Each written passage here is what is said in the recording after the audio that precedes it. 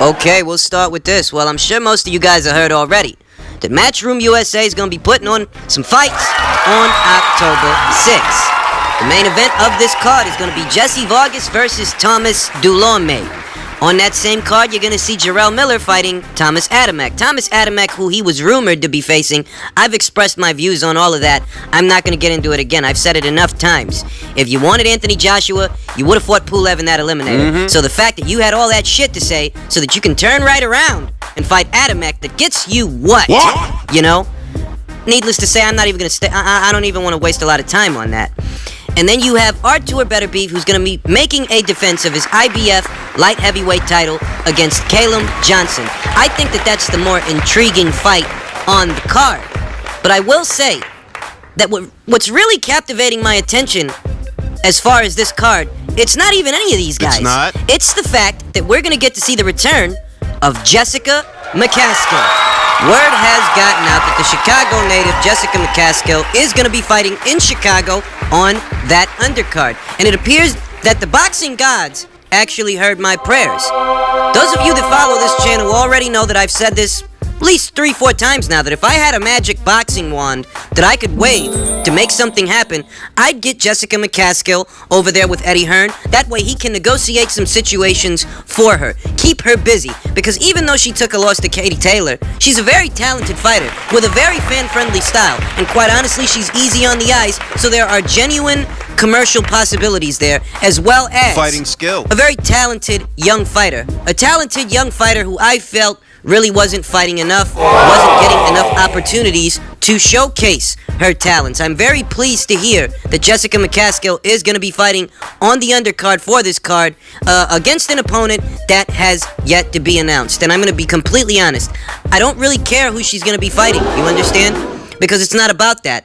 You know, I think that more than likely it's going to be a showcase kind of fight. I'm not sure that they're going to match Jessica against a stiff opponent. Rather, they're going to give her a chance to put her talents on display for the people over there in Chicago. Since losing the fight to Katie Taylor, the fight that she so vigorously campaigned to get, she really showed up and showed out in that fight, you understand? No, she didn't win, but she showed that she is a top-level fighter, she is dangerous, and she can give a really talented fighter like Katie Taylor a long night.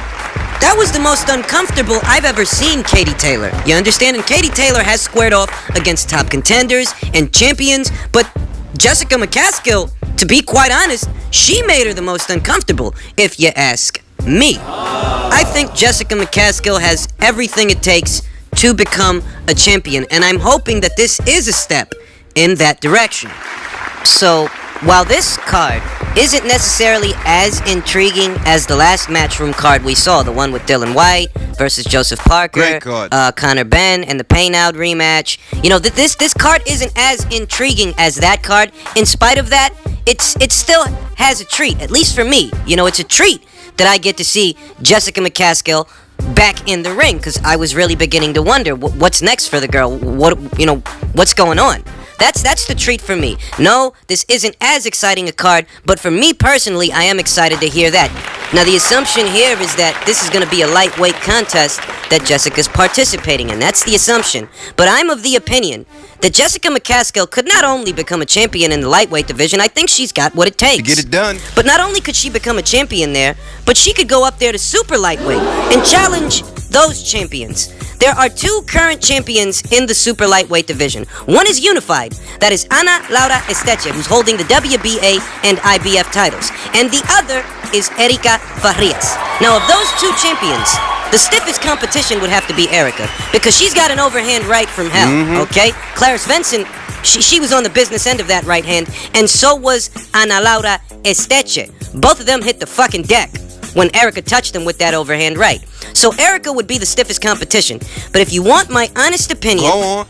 I think that Jessica could beat at least Ana Laura Esteche, who is currently the unified WBA and IBF champion. I think that Jessica has potential. And if she's groomed properly, if she's put on the same kind of process that Michaela Mayer's being put on by Top Rank, I think that we could see her become not just a champion, but a unified champion and possibly a multi-division champion. So I'm very pleased to see that Jessica's active, you know, that she is going to have a fight. Because I think that Jessica could still be involved in some very interesting situations in the lightweight division, the same division as Katie Taylor and Rose Volante and Delphine Persoon and Michaela Mayer and Chantel Cameron, several others. I still think that Jessica could do big things there.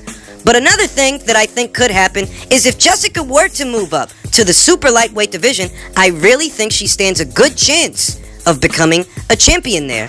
So I'll say this much. While this Matchroom USA card isn't as intriguing as, the last card that Eddie Hearn put on, this is the silver lining for me. This is actually the most intriguing element of the card for me.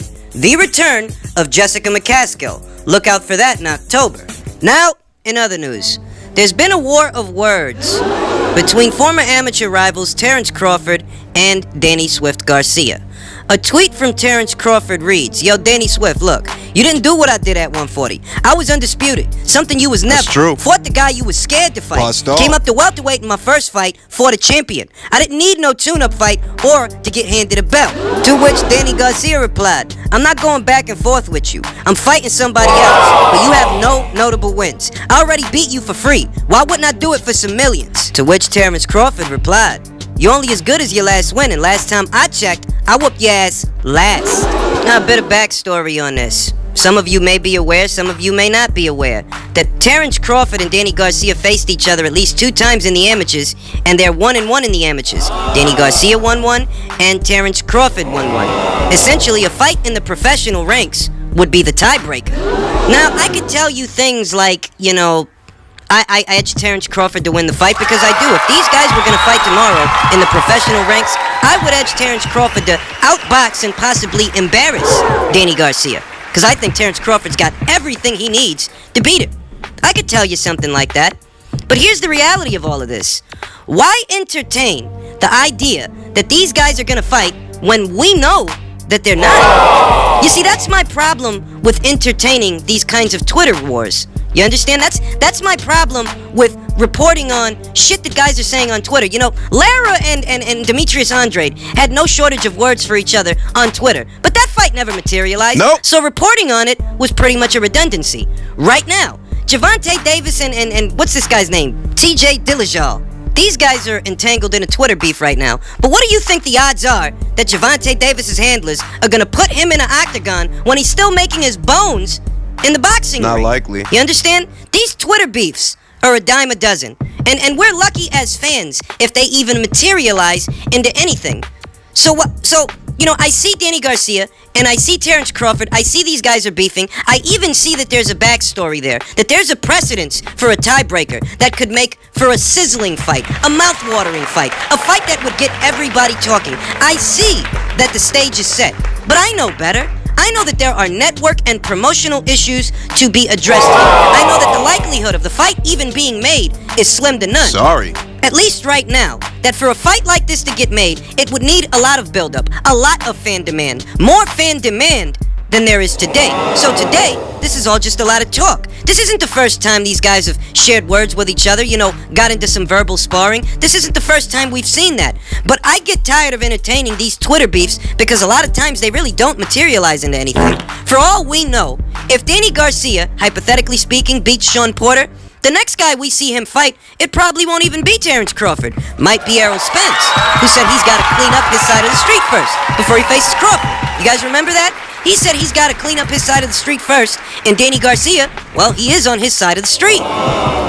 So I don't get as over-enthusiastic or as talkative or as, I don't feel the need to break down the fight or why I feel, this guy would beat that guy when I know that, this fight might not even get made. This might all just be talk right now. Until I see real wheels are in motion, I'm not going to get overexcited that these guys, Trash talk. got into a Twitter beef yet again.